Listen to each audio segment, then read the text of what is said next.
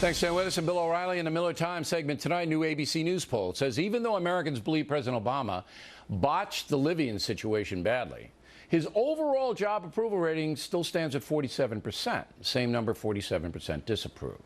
Joining us now from Chicago, the sage of Southern California, who's in the Midwest, Dennis Miller. So why do so many Americans continue to support Mr. Obama? By the way, Billy, the guy who drives you to and from work every day, what's his name again? Zen Mode? Carl. What is he, Israeli? Yeah, but I have to deal with the people who are throwing rocks at the car. The Zen Mode. Come on, Miller. You have a driver. I know, but I have to deal with the chaos. Don't you get that?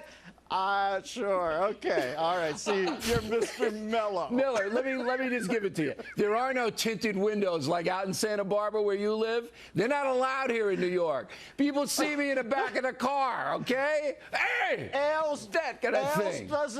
Ailes doesn't allow you to drive. You're the mother stone over there. You'd be in fights every day. They'd have no show. I got to get a helicopter. That's what I need. All right. You are a piece of work. Obama. Barack Obama's approval rating. Yes. I wouldn't say, obviously, to me, the president is not a man for all seasons, but he certainly is a man for this season. I think he's completely emblematic of his time. One thing I've noticed about young people when I meet them through my kids or I meet them when I'm out performing, it's a very non-judgmental generation. They don't judge. So it doesn't surprise me that Obama can still have good approval ratings. If you poll individual topics, I think you'll find that a lot of people don't like the way it's going. But if you ask them to judge the president, they go, well, I'm not the person to judge. Right. And that's an interesting observation. Do you think that will hold if a Republican gets nominated, though, gets elected? Because certainly they judged Bush and Cheney all day long. Yeah, but Billy, everybody seems to be thinking, everybody always says, well, if we stay on this road, and I don't. We've gone past the point. We've fallen through the looking glass last November 6th. A man who posited himself as a world beater, and even his devotees, whenever he gets in a bind, say, well, he's helpless against that. A helpless world beater, a man at the center of it all who perpetually claims he's out of the loop on any given issue, was elected the leader by the American people. I get it. It's America 180. I think that's what it's about. I think that they don't want to admit, they who voted for Barack Obama, they made a mistake.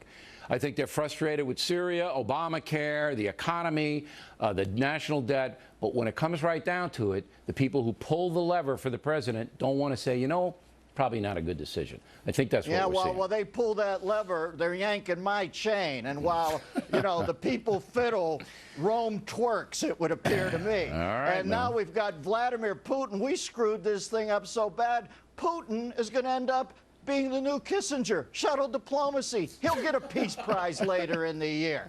And they can pin it right on his chest plate. That's how strong No, they can't because it would hurt him because he's not going to wear a shirt to the ceremony. He's not. He's gonna, this is how he's going to go. This is him. That was him and Obama out camping together. I don't know what the hell's happened to the world, but you know, when George W. Bush said he could look into Putin's soul, he was right. There was nothing blocking it.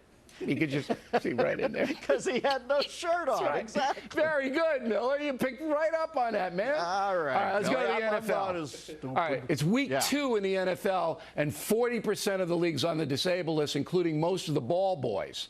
I mean, how violent is this league? Well, but Billy, it's very violent. That's why it's popular. You realize that. Yes, I mean, nobody wants anybody. Listen, nobody wants anybody crippled. And that's, I view Goodell like Roger Obama. You know, like he's like a lowercase Obama. He's doing the same thing to the league that Obama's doing to the country. They're trying to safety-proof everyday life, and it isn't safe. And you know something? Goodell's full of it when he talks about player safety because he's also the guy who will have to shepherd in the 18-game season. If football is unsafe, and it is, and 23-year-olds want to knowingly come and sign up and become millionaires and date every hot woman on the planet and run the risk of leading that life, for the NFL to get in charge of it and say, well, we got to change this, we got to change that, and we also might want to go to 18 seasons, that rings a little hollow. If it is unsafe, cut it back to 12 games a year, and we'll believe you, Roger Goodell. But don't micromanage a basically violent endeavor. This is a serious question because you were the Monday Night Football analyst for a couple of years.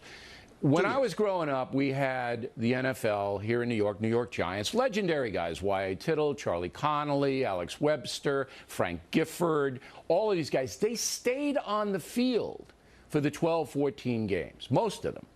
Now, they're just wiped out. Almost all of them are wiped out. Billy, but see, this is how we remember things and how we think our world's so precious.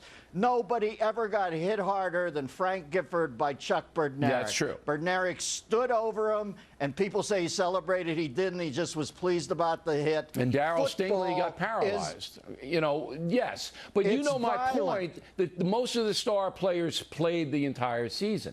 Not Well, anymore. John McEnroe's a genius. John McEnroe always talks, and John really is smart about this stuff. He talks about you want to return tennis to some sort of skill level and just, instead of bomb it, play with wooden rackets.